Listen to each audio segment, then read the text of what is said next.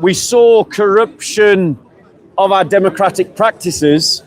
What we've seen this week is Parliament voting to get rid of our jury trials here in the UK.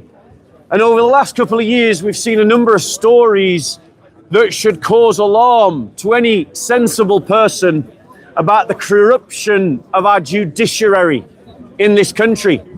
Now, the problem with these two things is that when your democratic systems are becoming corrupted, as we have seen in Gorton and Denton, as we are seeing in Tower Hamlets, what we end up with is an impossibility by which we can transition power peacefully. And when we see corruption in our courts, as we have started to see, ladies and gentlemen, it breaks down the raison d'etre for maintaining law and order. I don't know about you, but often when I see people just pushing through the barriers at the tube stations and not paying, it raises a question within my heart as to why the hell am I paying the fare when other people are just pushing through? Well, that kind of attitude permeates out into other kinds of crimes and other kinds of trials. In Zechariah 7:9 it says, "Thus says Yahweh of hosts, render true judgments, show kindness and mercy to one another." It's an injunction within the Christian faith that our judgments about what is right and what is wrong, about what is criminal and not criminal, about who is guilty and who is innocent, should be done upon the basis of truth, not the basis of your politics, not the basis of your attempts to re-engineer society according to your desired outcomes, but based upon the facts and are based upon the law. Since the 1970s, ladies and gentlemen, we've seen the continued de-Christianization of our nation.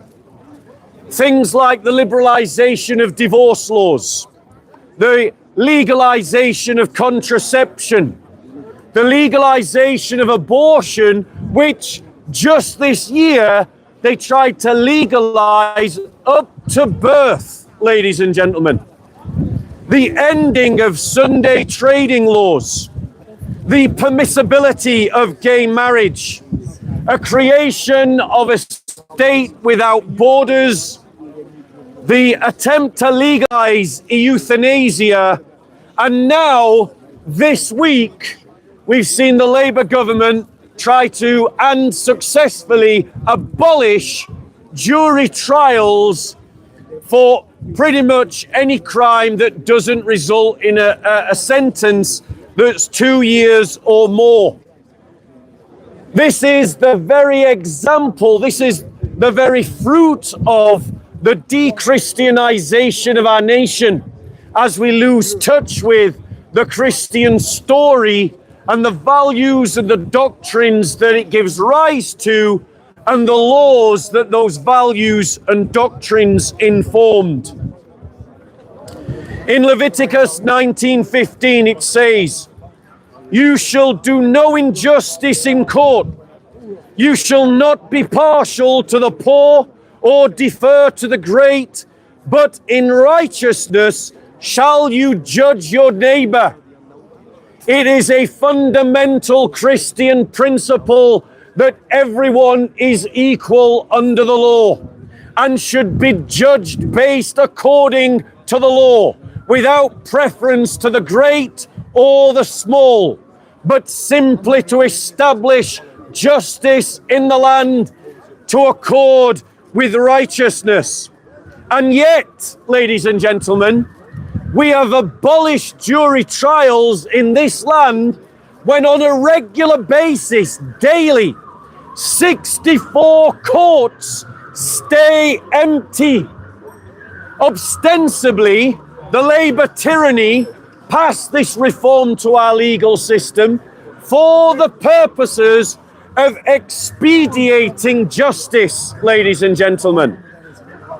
But I would say to you that any sensible government should seek to expedite justice by using the resources available before abandoning a custom and a tradition that has proven useful for the last 800 years. I'm sure you've all heard of the principle, if it's not broke, don't fix it. Jury trials are broken, as we will see, but the cause of justice is not served by their abolition. We are seeking to replace a tried and tested system of law and order in our land. And for what? To hand over power over our lives to magistrates and judges who are often politicized, as we will see. In Micah 6:8 it says, "He has told you, O man, what is good, and what does the Lord require of you but to do justice, and to love kindness, and to walk humbly with your God." The new covenant and old covenant establish for us the premises upon which justice is to be applied. It gives us a moral and ethical code by which to form our laws. As we have abandoned that story and those truths, law and order in our courts has become increasingly partisan, increasingly based upon whether you are the minority group, whether you are the oppressed, whether, ladies and gentlemen, the judges are involved in politics for your particular group and cause. And we're seeing, ladies and gentlemen, corruption in our courts. Let me give you some examples. Lucy Connolly was sentenced for 2 years in prison for an ill-considered tweet that she quickly deleted. And yet, Musa Kadri, who tried to stab someone with a knife for a perfectly legal act of burning a Quran, ladies and gentlemen, as part of a protest, walked away from prison unsentenced with a suspended sentence, ladies and gentlemen. And yet the CPS had pursued to the High Court a man that did not break the law in any way, ladies and gentlemen. The Quran has no legal protection under British law whatsoever. We have seen examples, ladies and gentlemen, where people are being put into prison for tweets, and yet people who put into prison for tweets where they're said to be inciting violence, and they're Labour Party councillors who are calling for opposition protesters to have their throats slit, are able to walk free.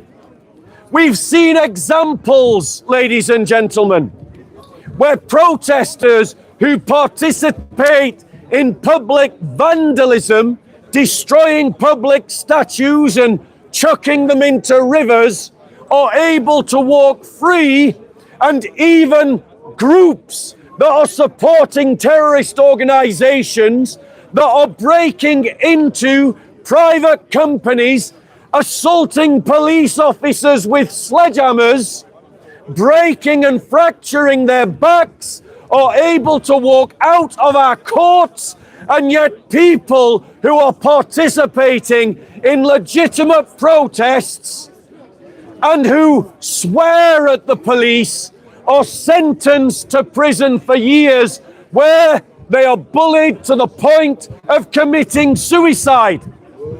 How Does any of this look like justice, ladies and gentlemen? That's it. In Deuteronomy 16:20 it says, justice and only justice you shall follow, that you may live and inherit the land that the Lord your God is giving to you. That British people are under judgment because they no longer pursue or care about justice. And so they are losing their land and their inheritance because they abandon justice for politics, ladies and gentlemen. Now, the jury trial was established in Magna Carta, a document fashioned by the church that limited the power of the sovereign and ensured that the sovereign was obliged to pursue justice and to respect the rights of his subjects, even to his own disadvantage. But under this Labour tyranny and under the erosion of our Christian culture and its replacement by a progressive culture, we have seen that even our jury system is being corrupted. That our jury system is letting people free that are patently guilty according to the evidence, as seen by what happened to Palestine Action.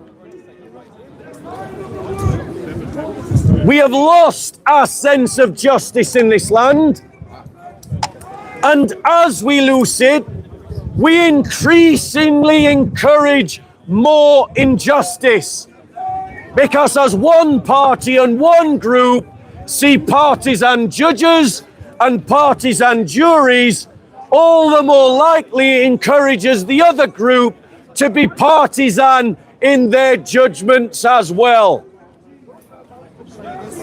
And that, ladies and gentlemen, is the danger that we face today in our country.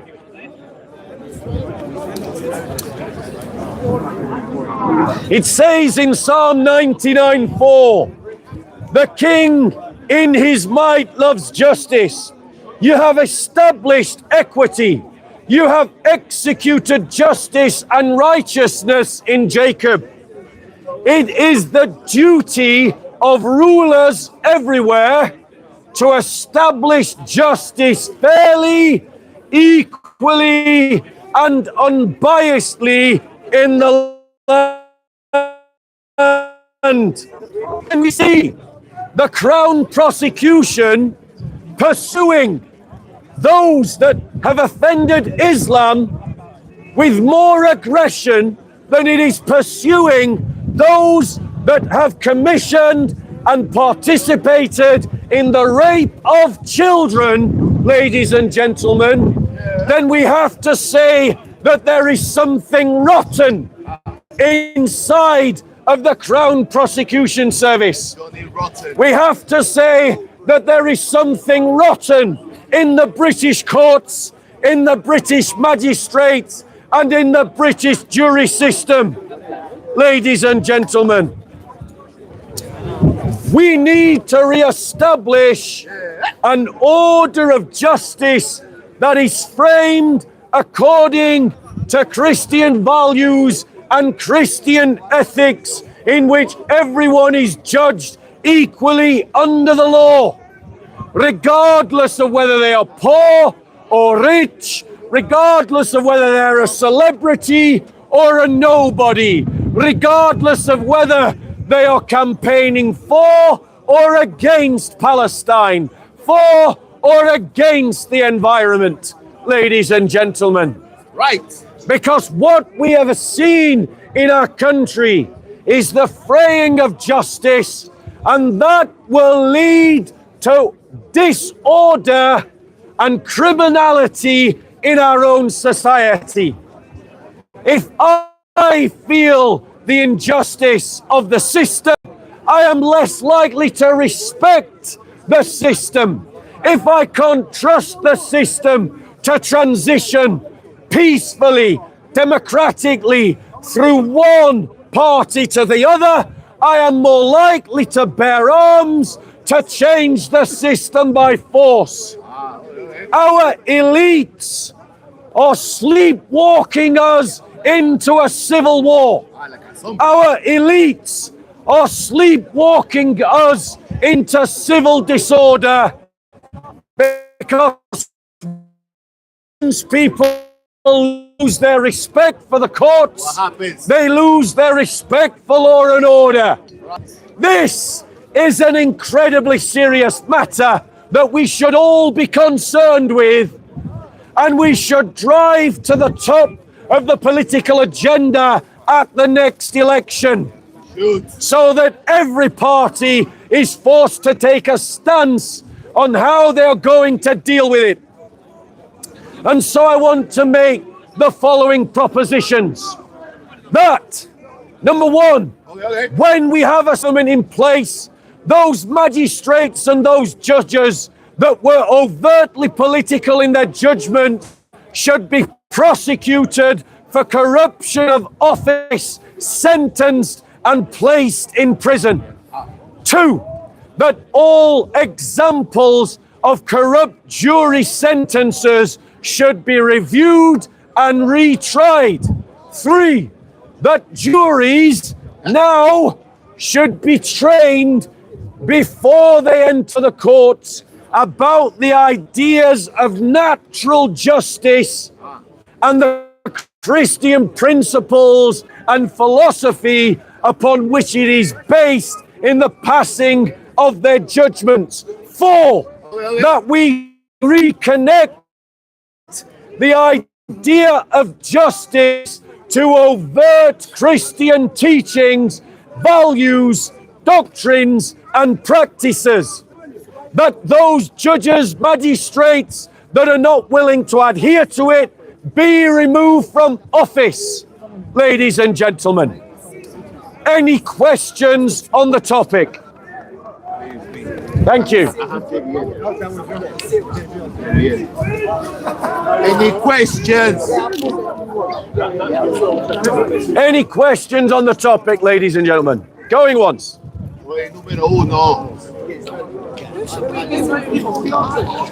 It's a good question. What's the question, Bob? The question is, who as Christians should we be voting for? Okay. Now, normally at this point, I'd say the Christian People's Alliance. Okay. But the Christian People's Alliance is badly led. Its leader, Sid Cordell, needs to step down and give someone else the reins of that party. But that certainly is one option. But these days, it's become vogue that many right-wing parties are canvassing for the Christian vote. Restories, Reformies, Advance UKs and UKIPs, as well as the Christian People's Alliance, as well as the Family Party in Scotland. And so we as Christians should look for the party that has the most mature attitude to Christian lawmaking. Not someone that chucks out trifles at us like we'll stop churches being turned into mosques, but someone that will pass weighty Christian law, like we're going to outlaw abortion, that we're going to redefine marriage to be between one man and one woman, and we're going to police polygamy or other such examples. And that party that is more strident is the one that Christians should vote for. Hey. Any other questions on the topic? Even from the chat, say from the chat is normal. And from the chat. Yeah, oh, I'll see that.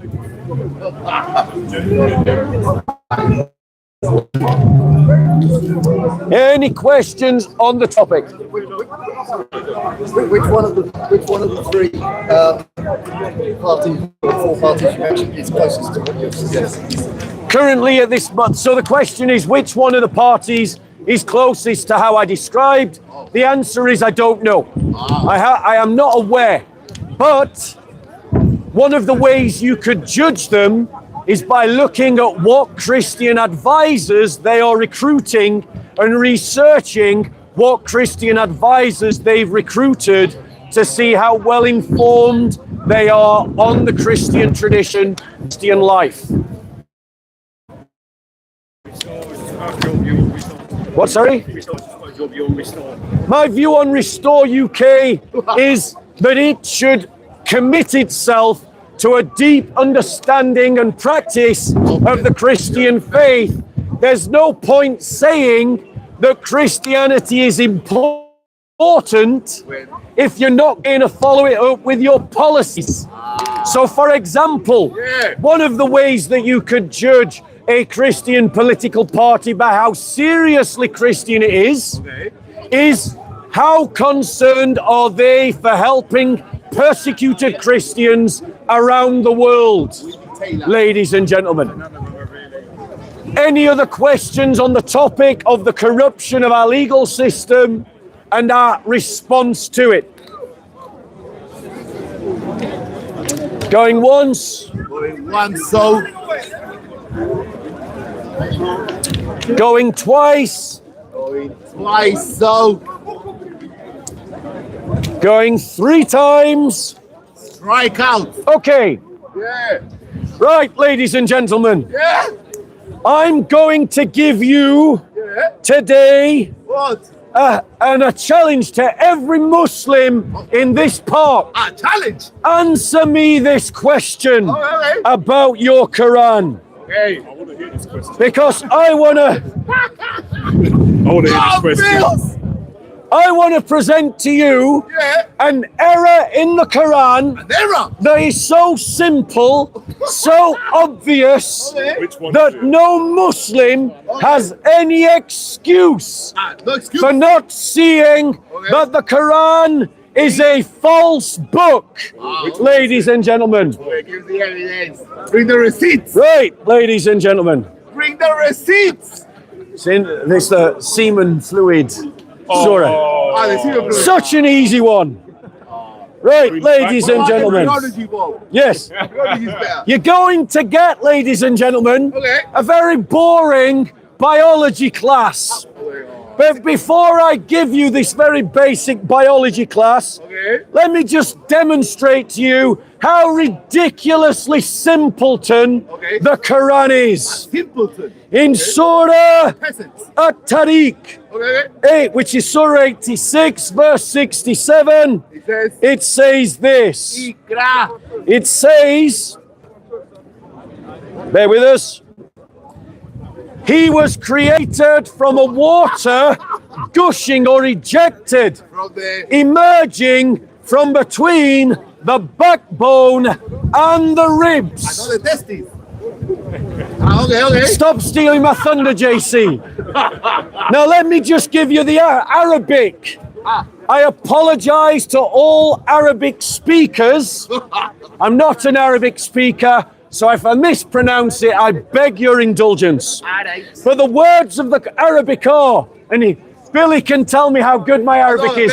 Give us a mark out of 10. No, let me read it. Kulika min ma'in dafikin. Yakruju min bayni asulbi wa attaraibi. You need to work on your tajweed a bit. Right, I'm going to work on my tajweed. Let me just go Okay. through every single Taraibi, which means your rib cage, or your ribs, or your chest bones, ladies and gentlemen. So let's break this down for all the simpleton dawagandists that you have around you in this park. The Quran is saying that men are created from a liquid that is ejaculated, From the that comes from between the backbone and the ribs. Now, ladies and gentlemen, why is that not saying that is not saying that Joe ejaculated, a liquid ejaculated. Go and say it with me. Ejaculated. Ejaculated. Oh, you ejaculated? No. Talking about that. What are we talking about? We're talking about sperm, ladies and gentlemen, or semen, if you want to be fishermen's friends. Don't they be see, man? No, Yeah. ladies and gentlemen, Yeah. which Muslim Okay. wants to put up their hand and say that sperm comes from between your backbone and your ribs? Which Muslim? Go on, which Muslim? Which Muslim? Not one, they're all running away. Running. They're all running away from the stupidity of their own book, ladies and gentlemen. And that's a simple thing. No, Yeah. here is the boring biology class. Pay attention, students. You're now going to see why the Quran is wrong to say that semen comes from between the backbone and the ribs. So, Allah they simple. we're looking using biology textbooks, ladies and gentlemen. Okay. The watery seminal plasma that comes out during ejaculation comes from the seminal vesicles or seminal vesicles. These are viscous, fructose-rich, alkaline fluid producing organs in the body that make up the major watery component. And guess where they're located? Where? In the pelvis, ladies and Oh, gentlemen. the ribs. Yes, not the ribs. Okay. Furthermore, I'm learning. it also comes from the prostate gland, which produces 20 to 30% of the liquid's volume and gives your ejaculation, your cum, that milky appearance. That thin, milky, watery, alkaline secretion that's rich in citric acid, zinc, and prostate-specific antigens. Okay, so that is wrong. And guess, ladies and gentlemen, where the prostate gland is situated. God, can anyone guess? My ribs. No, JC. Oh, Allah. Anyone? That's me. Allah's misled JC. Above the ribs. No. Allah has misled Okay. this brother. Guess where you find your prostate gland? Where? In the pelvis, ladies and gentlemen. Okay. I'm learning. It also comes from the bulbourethral glands, which contribute 1 to 5% of the liquid. These secrete small amounts of clear water, mucus, which we experience as the pre-ejaculatory fluid that the male penis encounters when it is engorged and enlarged, ladies and gentlemen. It's too much for the sister. That makes up 1 to 5%. And guess where it's located? Guess where it's located, ladies and gentlemen? Who wants to say, as the Quran does, that it's between your backbone and your ribs? Yeah, who? Anybody want to side with Allah? Anyone want to back Allah and say Allah's correct in the Quran? Dr. Zakir Naik does. He's a medical doctor. Yes, medical doctor Zakir Naik does. Okay. And I'm sure Timu Zakir Naik here at Speaker's Corner does. as I'm sure Mansour does, and Hashim does, and all the rest of the Dawagandist wannabes here at the park do. Okay. But here's what a biology textbook says about this gland. It is located at the base of your penis. No, the ring. So unless you have a particular disformed penis, there is no way on earth That's that this gland is located between the backbone and the ribs. And finally, ladies and gentlemen, Oh, okay. the crowning jewel of this ensemble of semen producing organs, the most precious of all, dear to every man that has ever lived, who would willingly die rather than give them up. The final semen producing organ is those most precious things, Which is called the crown jewels, the ghoulies, your the cojones. epididymis and testes. Your cojones. Yes, your cojones, ladies and gentlemen. That which we get our testicular fortitude from. Yeah. That gives 2.5% of the overall seminal fluid.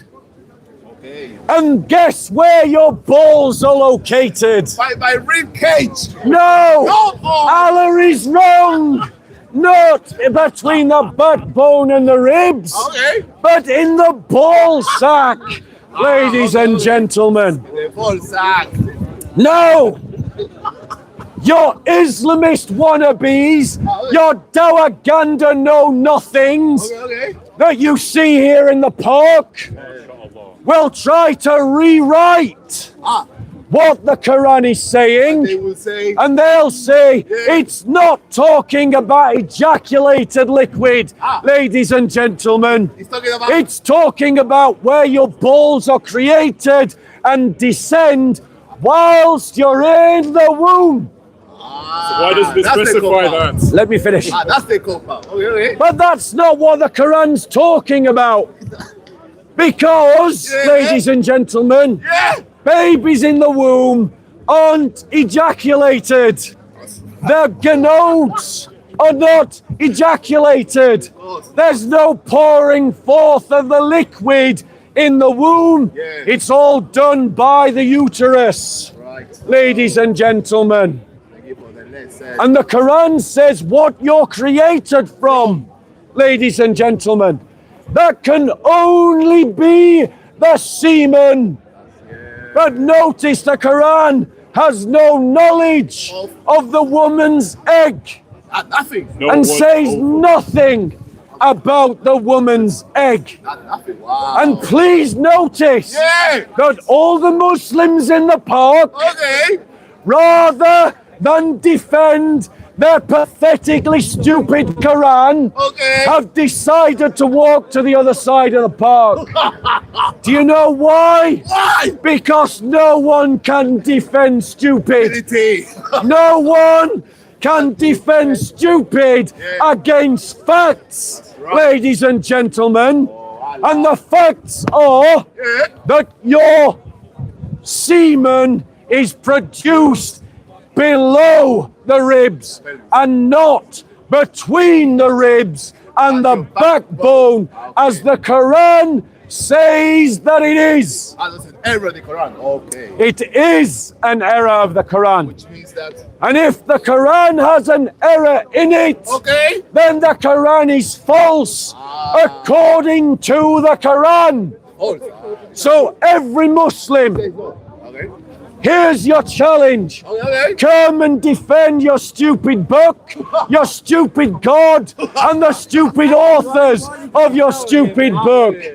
Come and debate. Come and debate. Oh. So, ladies and gentlemen, any questions? Yeah, go on. You know what you've done? You actually highlighted a form of hypocrisy I've noticed. Do you Yeah. know why? Because you know when you get these mental gymnastics and these modern interpretations of certain verses. Now, isn't it weird when it comes to interpreting things for Aqidah, creed? It's always go back to the earliest sources. But when it comes to understanding verses like this in the Quran, it's mental gymnastics, find metaphorical meanings. That when you go back to the earliest Mufassirin, Quran commentators, none of them had these commentaries. They didn't have these ideas. Yeah. The further back you go, the more wrong their ideas were. Yeah. And I find it weird when it comes to understanding Aqidah, creed, these matters of the Islamic faith. Muslims are like, oh, you have to go back to the earliest sources. But when it comes to understanding ayat of the Quran that explain things like the earth, the sky, ejaculation, embryology, whatever, it's always, metaphorical spin, mental gymnastics, this modern interpretation that the earlier you go back, you never see. Yeah, exactly. And this is the thing with these Dawagandists in the park and what they do, is that they live in completely double standards. They demand of the Bible a standard that is not inherent to the Bible, while skipping around the standard in the Quran.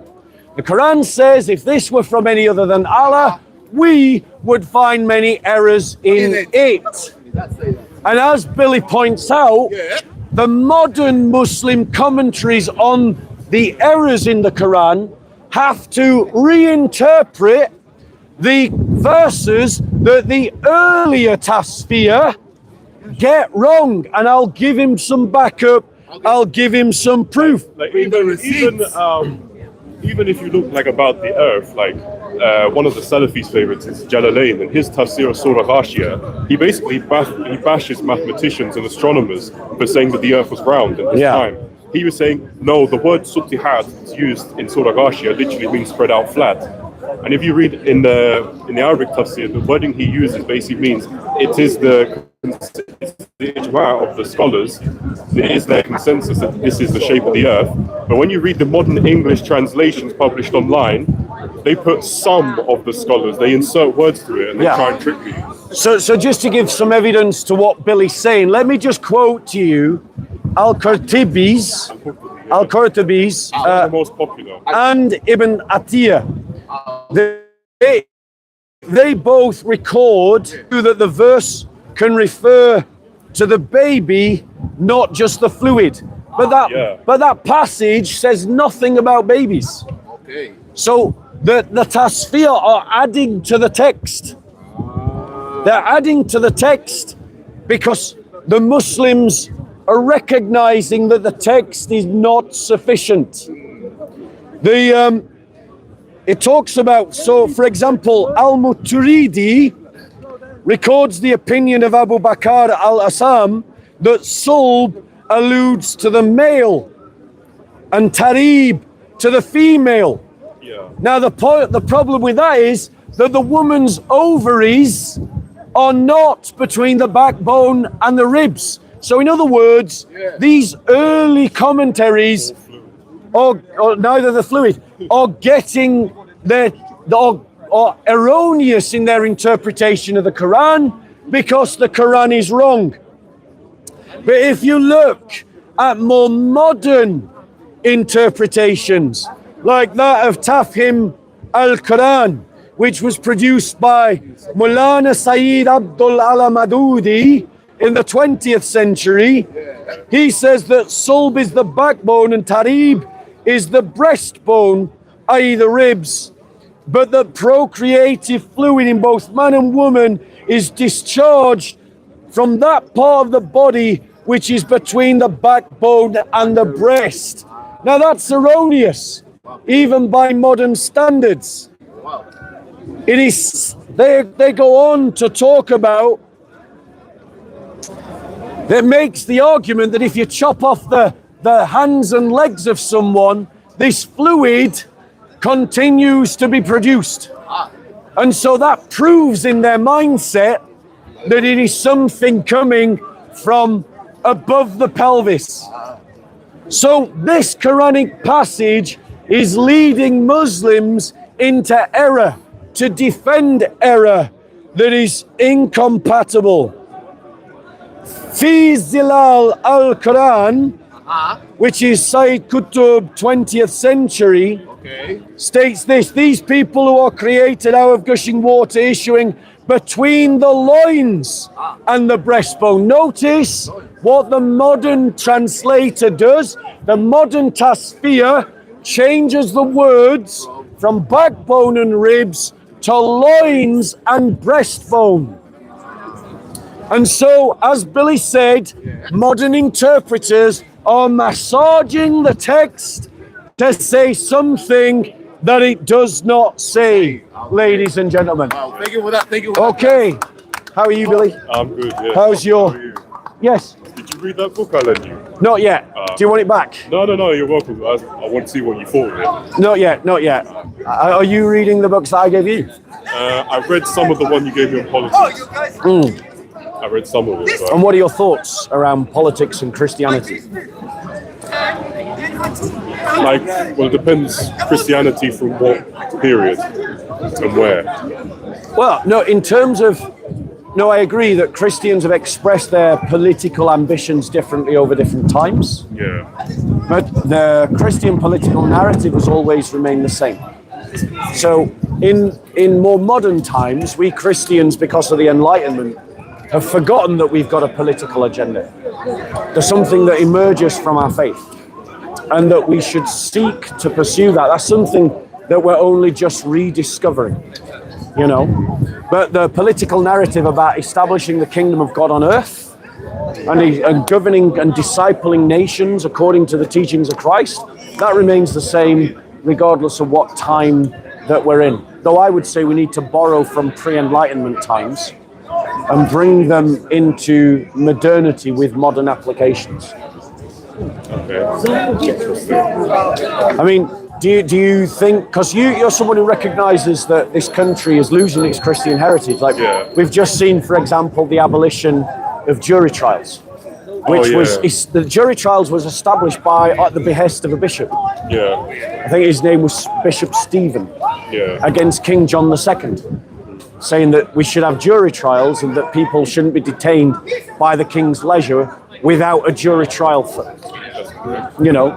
And so we're seeing this country de-Christianize. Yeah, I mean, the scrapping of jury trials is very Hitlerish, Stalinish, and it is worrying. Yeah. Last time I checked, I thought we were supposed to be a democracy. Yes.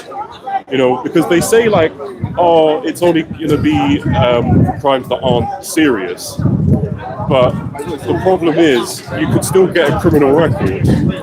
Essentially, you could have a panel say you're guilty, not have the chance to have your say. Yeah. When actually you could go to a lawyer and a lawyer might say, actually, you could argue your case, you're not guilty. You might actually win in court and get found not guilty. Yeah. And then you might have a criminal record under your name. But I would say detaining someone for 2 years is still pretty serious. Like if I locked you in a room for 2 years, that's a pretty serious crime. And I don't think that that should be done without sentencing by jury. Yeah. But for us to argue in favor of sentencing by jury, You we mean are like in, holding someone on remand? no, I mean that if you're found guilty of a crime, it shouldn't be done at the behest of a judge. Because, you know, the Crown prosecution, the solicitors of the Crown prosecution and the defence solicitors, they work in a circuit of courts. So the same judges get to meet the same lawyers over and over and over and over they all know again. each other outside. Yeah. When you go out courts, like a Crown court, you'll see members of the CPS and the criminal defence barrister having a fag together. Exactly. And they're like close friends. And so the problem with handing this over or handing it all over to professionals who all know one another and who now we've seen are clearly politicized, you know, which should be made illegal. Like a judge should be outlawed from being involved in any overt or even subvert political program. They must be they must be paid well, like very well. But the price of that high wage is that they surrender certain civic rights to perform certain civic duties. And maintain neutrality. Yeah, but better than that we should be maintaining the Christian tradition of trial by jury, which is a very particularly English way of expressing Christian justice.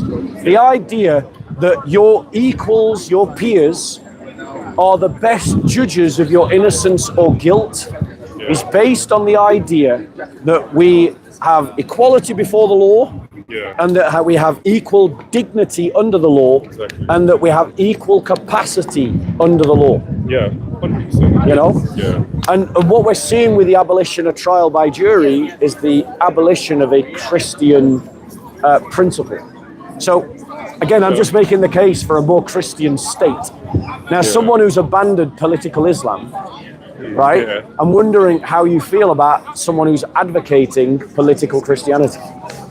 I don't really want like religion to have authority, but I'm happy to say we shouldn't abandon heritage.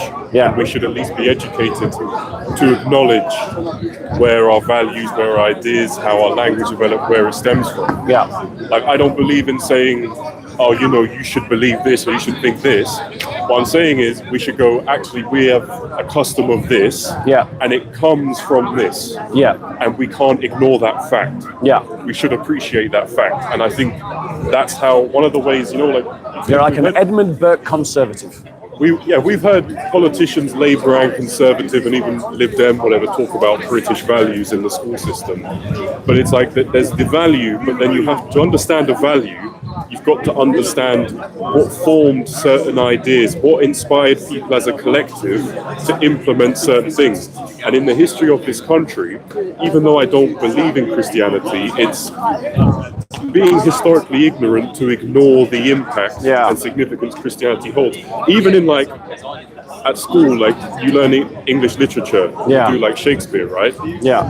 Now, if we didn't have, for example, the King James Bible, would we have had the type of literature that centuries later someone like Shakespeare produced? We wouldn't. It stems, our written language, our linguistics, is from Christian tradition. Yes, but more. But I would say to you, because you said you don't want religion to have a say on power. But I would say to you that two things. Firstly, we've got to decide how we decide what is legal and illegal. And we've got, to do that, we've got to appeal to some kind of moral code. And that's what religion does for us. That is exactly. The moment you start making decisions about what's right and what's wrong, you are doing religious activity. You know. Yeah, I accept that. Right. So, secondly, in terms of the tradition of this country, from the time of Alfred the Great, and with every king up until the present king, the church and the state have always been together informing our laws. Now, Sarah Mullally, the non-Archbishop of Canterbury, is absconding on her responsibility because she's about to go on a pilgrimage in a very timely way, so she never has to vote on whether abortion up to the day of birth should be legal or illegal. So it is possible for these systems to fail, and to fail in their duties.